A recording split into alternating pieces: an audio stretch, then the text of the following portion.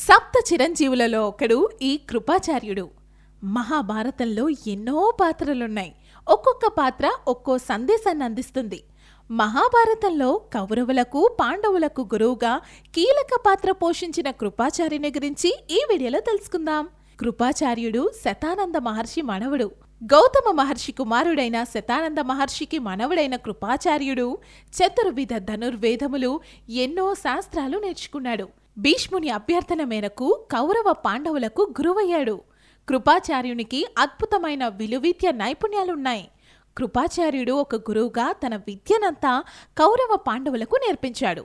కృపాచార్యుడు మహాభారత యుద్ధమందు కౌరవుల తరపున యుద్ధం చేశాడు.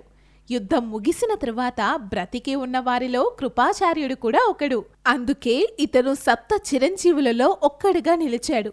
కురుక్షేత్ర యుద్ధం తరువాత అర్జునుడి మనవుడైన పరీక్షిత్తుకి ఆచార్యునిగా నియమింపబడ్డాడు.